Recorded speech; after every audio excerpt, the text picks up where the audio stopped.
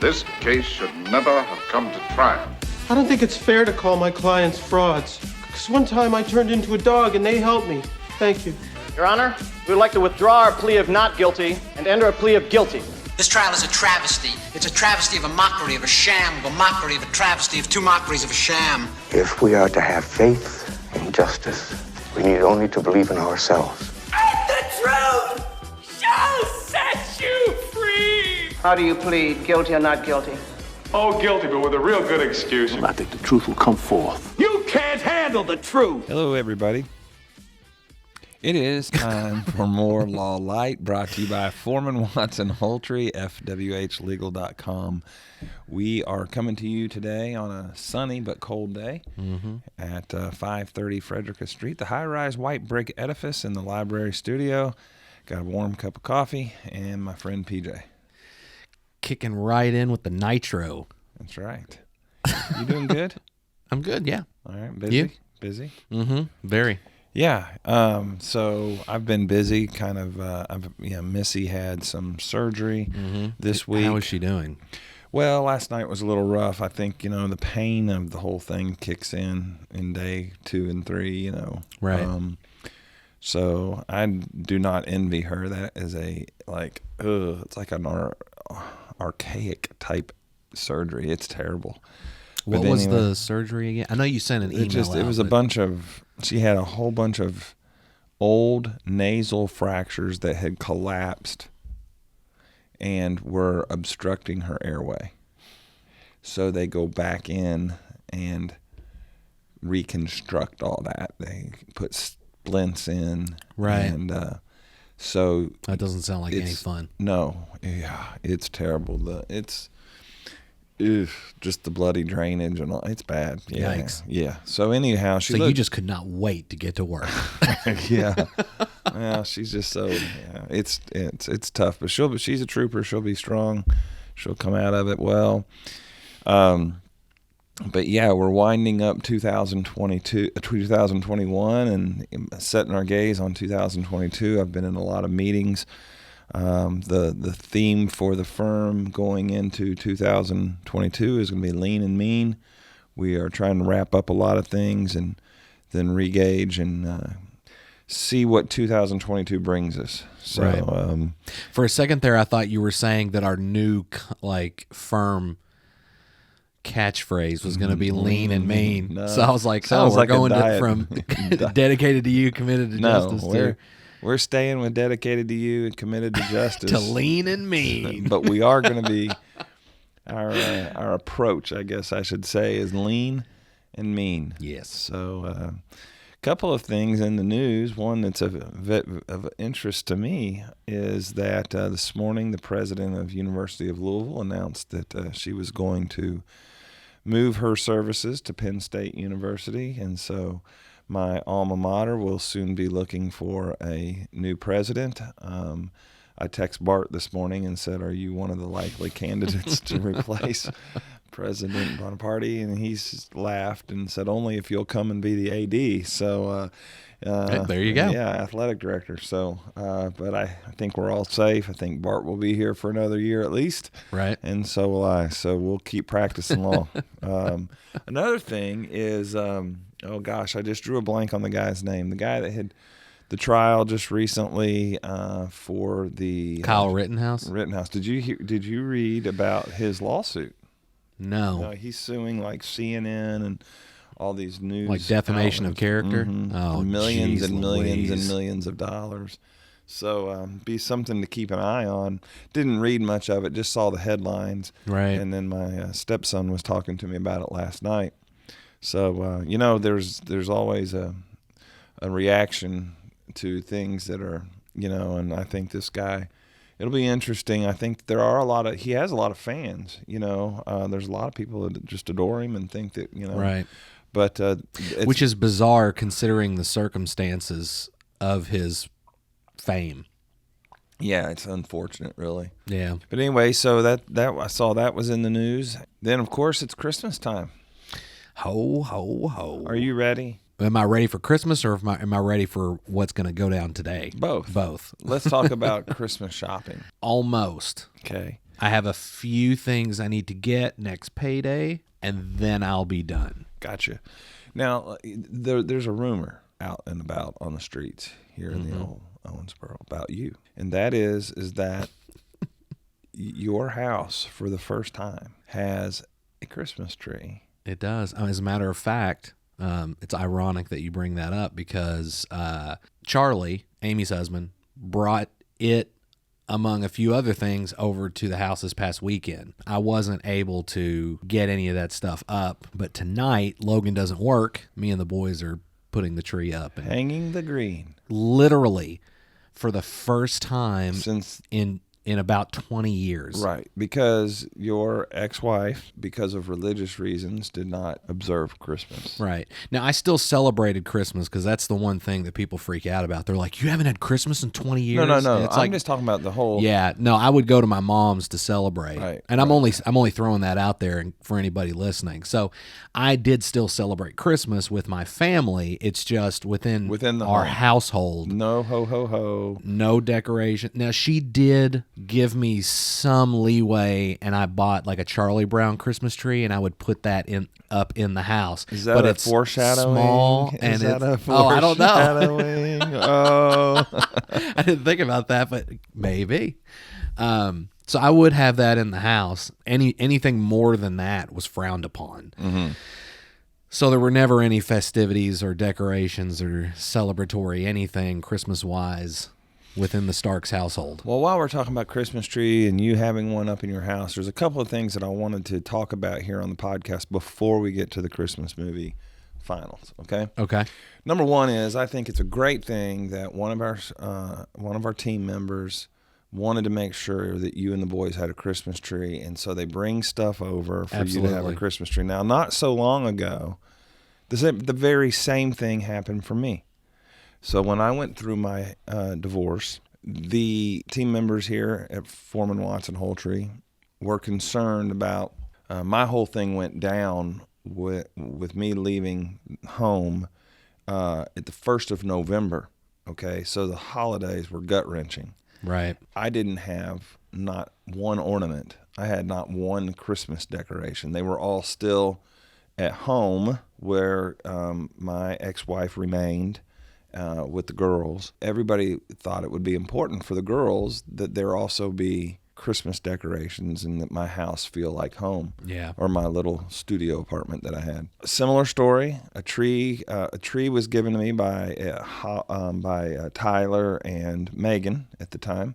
They brought a tree by, an artificial tree. Right. And then I was like, well, this is really good, but I don't have anything to put on it. And so I asked, does anybody have any, ornaments or tree dressings and those kinds of things? And Holly Lindsay's mom, kind of helps people do their trees. Like it's kind of like a side hustle for her. Oh, that's cool. And so she has all these crates with different themes and things like that for Christmas trees. And she said, oh, my mom's got all kinds of stuff. I'll bring you something. I'm like, oh, man, that'd be great. Well, she brings it to me. I don't look in it. She shows up with a moving truck. We load it in the car, right? We load it in the car.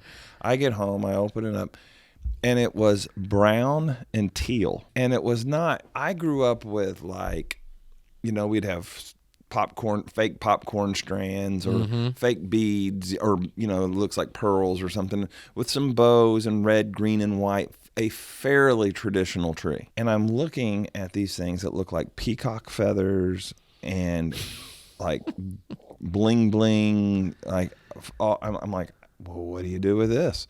It looked like a whole nother tree, really, to me. It didn't look like ornament. It had some teal blue balls, right, and some brown, ornaments, and some garland like type the tinsel? Stuff. Yeah, tinsel stuff. Yeah. I work on this tree, and I'm telling you, it looks like poop, man. It looks bad.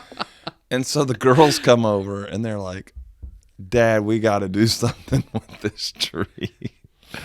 So we worked on that tree all night. Well, they got it looking halfway decent because the things were coming out the right way, and they were just, it looked good. It looked really, really good. So my first Christmas tree as a single man was a brown and teal Christmas. I'm very grateful for it. Right. I'm grateful for it because I wouldn't have had a tree otherwise. And the tree was very, it was a nice tree as far as, in fact, I used that same tree for a couple of years. And the next year I decorated it a little different. But anyhow, the reason I tell you that is that I don't know if you've been back in the Foxhole area where... Yeah, I just saw that 2 days ago for the first time. Didn't even know that was back there. Back there, I show up on Monday and there's a beautiful tree. It's a white tree with fully, it's got Santa on the top. And then there's all these candy dishes that look like Christmas trees with hard candy in them, and decorations around the office. And I was like, man, what happened here? Katie and her kids had come in over the weekend and decorated our office up here for Christmas. Not only that, they left 3 trays of Christmas cookies. I saw, and the chocolate chip cookies were the bomb. Yes. The reason I'm sharing all this and wanted to lead off with, your most recent story with Charlie and Amy helping you was this. Work at a place that's family. We have some of the greatest people in the world. I walked into the office today and there's flowers on my desk, and Amy said, hey, those are for Missy. It's like when one of us is down or one of us is in need, the other people pick them up. I know that they say that all starts at the top and funnels down and then people want to be that way. I don't look at it that way. I look at it as some of our team members are at the top because of their just heart of gratitude and their heart of unselfishness. Yeah. And it challenges me to want to be that way. I can't say enough for the people we have, and they're looking out for each other and all of us. I told you yesterday I had something I really wanted to say on the podcast, and this is it. It's nothing, it's just I love the spirit of our people here. And that's what we are founded on. That's how we will continue to roll. Good people doing good things for others, Right. And so it meant a lot to me to hear how they helped you. It brought back the memory of how they helped me. And then for the, right here in our own office this season, Katie and her girls coming in and doing that. So hats off to them all. And it makes Christmas what it's supposed to be. Yeah. No, I absolutely agree. And the whole Christmas thing, Halloween too, those are the 2, I would say, major holidays where decorating is kind of at the forefront. Mm-hmm. So when I went through the divorce and everyone who knew about the situation with her being a JW and me not being able to do any decorating whatsoever for holidays, a lot of conversation would go immediately in that direction. Everything's really fresh and everything's a whirlwind right now still. So Halloween kind of slipped past me, and I've had conversations about what I was going to do for Christmas. I don't have any decorations. So I didn't even know where to start. And going from 2 incomes down to 1, I don't really have the income right now to go out and splurge on a bunch of decorations. Right. And when you're buying a little bit at a time, there's no way I'm going to decorate the house this year a little bit at a time. Now, I do have some lights and things in my basement that I had planned on putting out in the yard. I actually had this idea because I don't have a lot. I had this idea where I have this, I can't think of what it's called. It's it's some kind of a Japanese type tree, but it's wilting. Mm-hmm. It's real short. It's about 4 feet tall. Right. But I think it's called Japanese maple, isn't it? I have one of those, but there's another one that's in front of it. Okay. I can't remember what it was called, but anyway, I was going to decorate that tree, and then I was going to take the lights and just kind of throw them around on the ground, and then put a sign next to it that said, "Well, I tried." Yeah, as kind of like a joke, Now it's not teal and brown. They're they're very. There's a lot of color in there. You go. But my tree's probably still going to look like poop because I can't wrap a gift to save my life. I haven't decorated in so long that it's gonna be like doing it for the first time. A lot of it is the effort, and then with your boys doing it with you. Yeah. So I think it's great. Well, we're all dudes, so it's definitely going to look like crap. But at least it's something. Got something to look at. That's right. Well, that brings us to the part of the show that I'm sure everybody's just dying to. We're at the end of our Christmas movie bracket. Yes, we are. And so are. we're going to kind of do a summary of where we've been, and then we're going to discuss the winner. We're going to pick the winner. How's that? Sounds good to me. So this all started about 5 weeks ago with the unveiling of the bracket, the unveiling of the 32 movies. Yeah.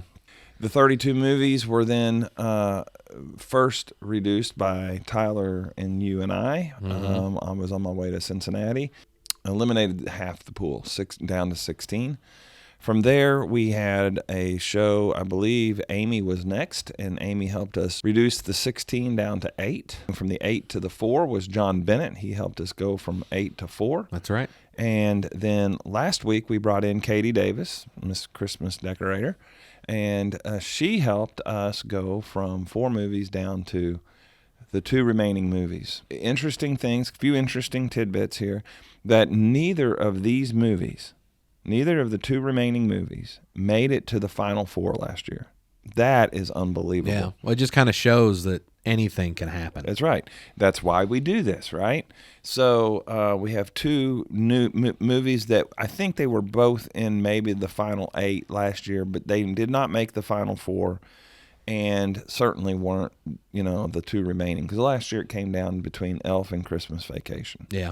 This is now down to the 2 of us to choose the winner. And we will embark upon that here in just a moment. This has been a good year. Lots of good discussion. I feel like the discussion on the movies was probably a little bit more substantive this year than it was last year, and insightful. We have worked to get it to where we're at, and without further ado, we will announce the 2 movies.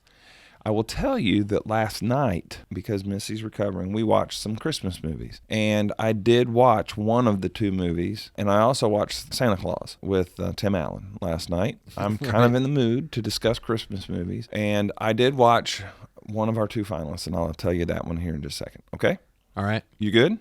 I'm good. You ready? Real quick, I wanted to throw this out there, and I thought it was kind of interesting because I never looked at it this way, but this person was absolutely right. Somebody made the argument that the Santa Claus is a horror film, and I was like, how so? And they said, well, the plot is literally this. A man accidentally murders Santa Claus and then against his own will over the course of a year slowly changes into Santa Claus. So it's body horror. I don't know if you're familiar with the subgenre of body horror, but it's like people are changing from one thing to another, or like The Fly. Right. David Cronenberg, you know, like that movie's considered body horror because Dr. Brundle is slowly changing so he's not wrong. Because that really is. He didn't really murder Santa Claus. He fell off his roof. He did accidentally kill Santa Claus because he distracted Santa Claus. Santa Claus lost his footing, slid off the roof, and died on impact. So, from a legal analysis, was it a intentional tort? No, he didn't. Was it negligence? Maybe. Right. But I mean, we all let Santa be on our roof, right? So that's true. So I don't know. He distracted him. All he did was say, "Hey, what are you doing up there?" Yeah.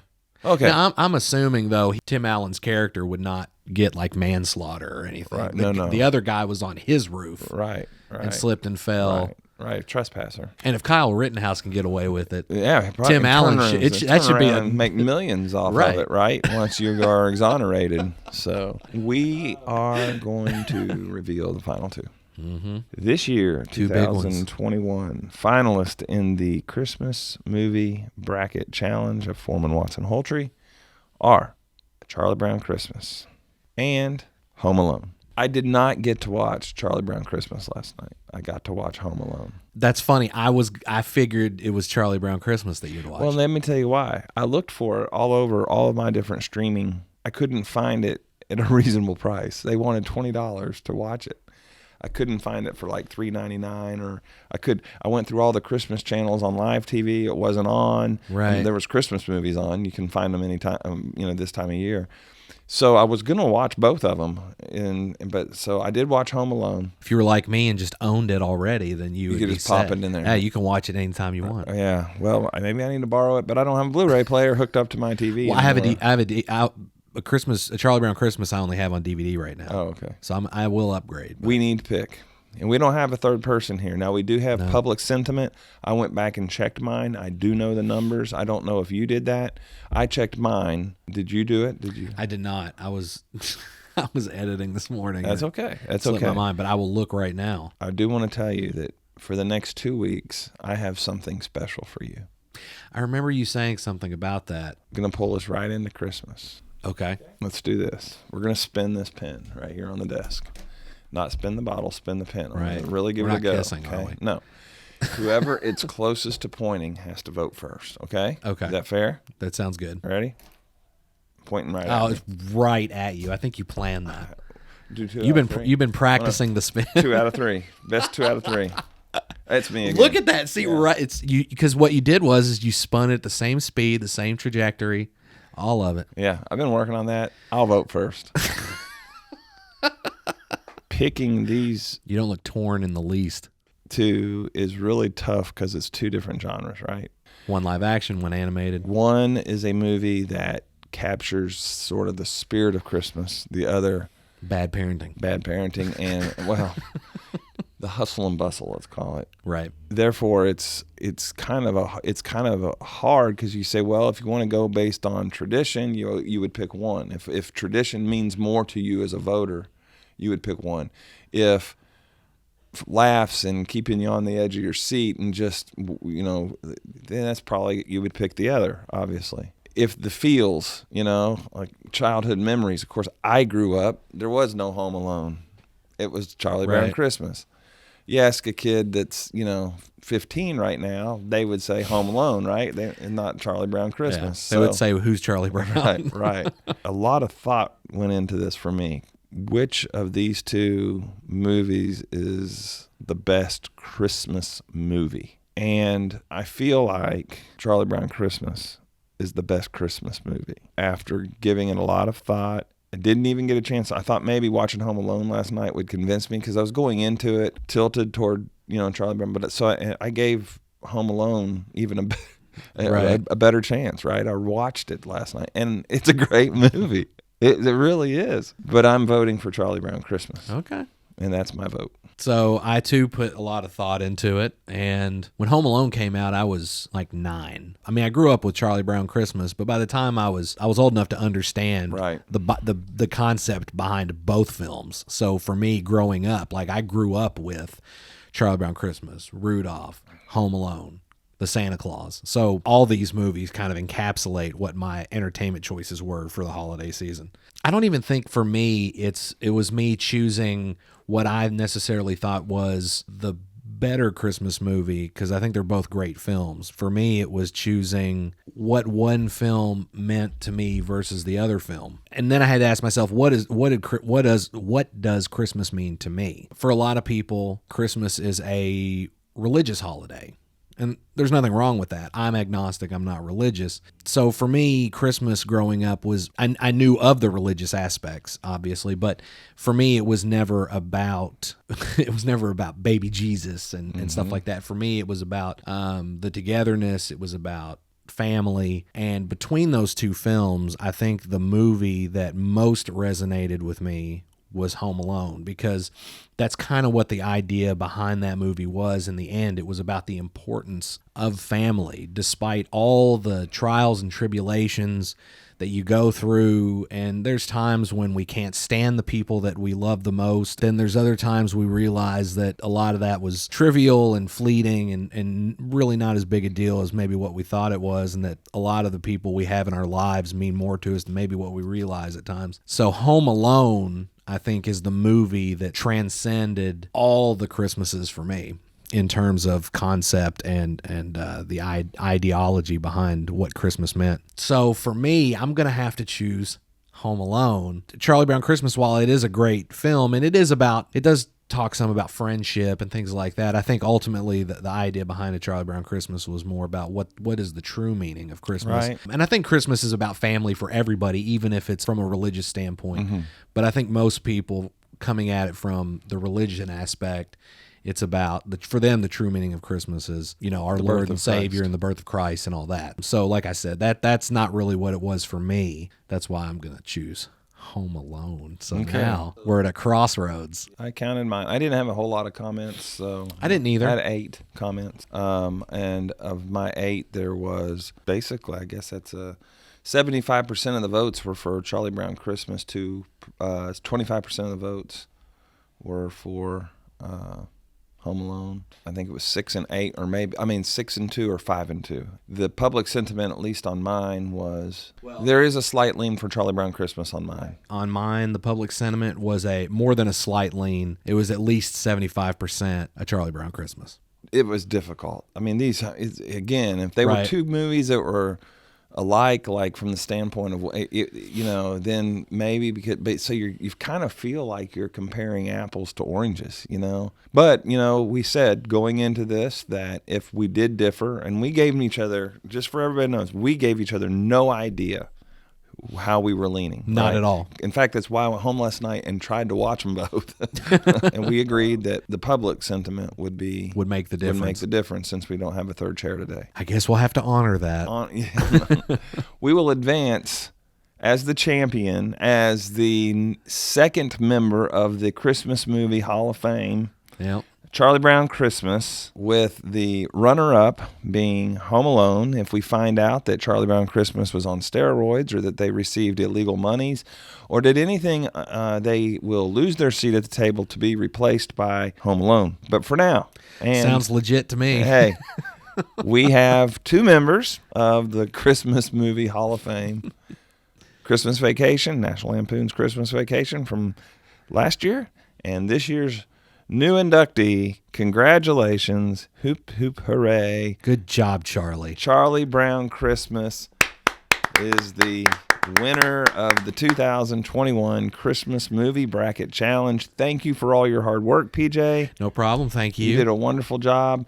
And we already are awaiting next year's pool of 32. That's right. And the Griswolds are no longer sitting there alone. That's right. The Griswolds have some company with Charlie Brown. Yeah. Last night I quoted Christmas Vacation. Missy was kind of cleaning up after some drainage, and my stepson was sitting there, and I said, "She's a real beaut, isn't she, Clark?" Just, that movie, man, not to go back and discuss it all, but it's got so many great lines in it. So. Mine's always been full.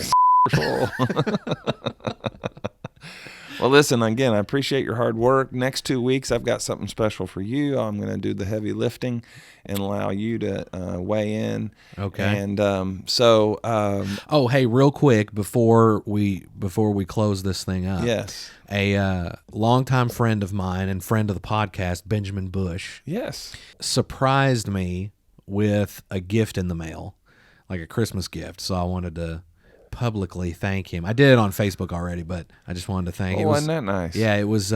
He sent me the first 4 seasons on Blu-ray of the show Grimm. He had no idea if I enjoyed that or not, but I really do like that show. I've only seen the first season. I've always wanted to pick it back up and keep watching it, and I never really have. But now I have an excuse to do it.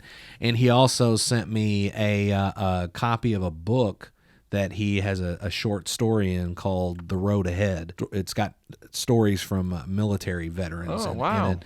And his is one. And he also has, it's interesting because he also has illustrations that he has drawn for the book, and they used a photo of his from one of his tours as the cover photo for the book. So is he done building his the addition onto his house? I didn't ask him that. I did call him because I didn't want to text that. So I wanted to call and thank him in person, and I did, and we talked for about probably 15 minutes or so. Right. Well, good. Well, Merry Christmas to Benjamin, one of our faithful listeners. Not from Alaska or Hawaii, though.